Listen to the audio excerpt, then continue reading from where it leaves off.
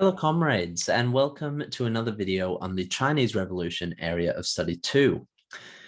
In our last few videos, which are all related to our first topic of area of study 2, we looked at some of the mass campaigns that were launched by the CCP to try and bring about law and order, to try and uncover any corrupt people within the party, to turn over land from the landlords to the peasants, and to put the members of the bourgeoisie on trial, basically. In this video, we're going to look at some social campaigns. So some of the positive changes that the new government brought about in order to amass popular support among the people. So here's a quote from Mao Zedong.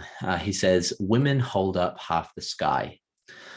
So I'm sure you can see the parallels between the new communist government in China as with the new communist government in Russia in 1917, because they really emphasized women's rights in the new society. So the first piece of major legislation that was passed by the new regime was the May 1950 marriage law. Now, the marriage law gave women the same legal rights as men, banned customs such as arranged marriages, child marriages, polygamy, and foot binding, which had been a cultural practice carried out throughout the Qing Empire. And that had continued in some form or another in the Republic of China. The marriage law also permitted women to choose their own partners, as well as permitting women to divorce abusive husbands. Further, women's rights were enshrined in the Constitution of 1954 in Article 48, such as guaranteeing women the right to equal pay, guaranteeing them the right to maternity benefits, and in some cases, guaranteeing them to work-based childcare. Now, women and work in the new society. So a radio announcement in the early 1950s announced, "It is better for a woman to have big hands and big feet. Big feet are beautiful. Big hands are capable hands. A white skin is sickly." So what this is saying is, first of all, big hands is talking about hands capable of working. Big feet is going against the traditional idea of beauty with women having small feet, and that's what the practice of foot binding was all about. And white skin being sickly, white skin traditionally was seen as beautiful, but it also represented being away from work in working in the fields and things like that.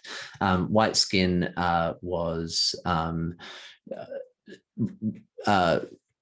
due to women being kept indoors largely. So this radio announcement was basically flipping the traditional ideas of beauty on its head and saying that women should be encouraged to work as well.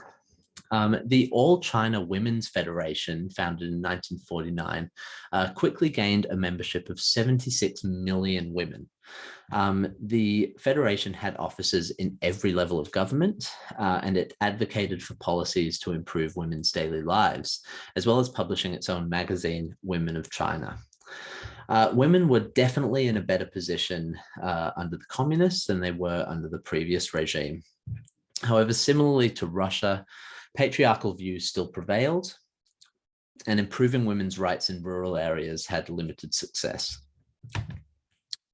So there were campaigns to improve women's rights. Another social campaign was the Danwei system.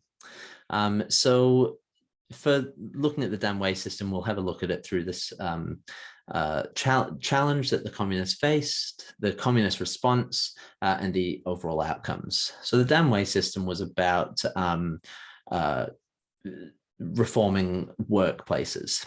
So there was a poor living standard of urban workers in China in 1949, as well as a need to gain support among urban workers and to organize and control the workforce. The CCP had managed to win the civil war on the backs of peasants, and so they really needed to gain support among urban workers. The communist response, workers were organized into work units called Danwei, which were led by the CCP. Employers were made responsible for housing and social welfare, so really trying to amass popular support among urban workers. And the outcomes of this response, workers were granted iron rice bowl of guaranteed social welfare, providing welfare to urban workers, and the CCP gained greater control over the workforce.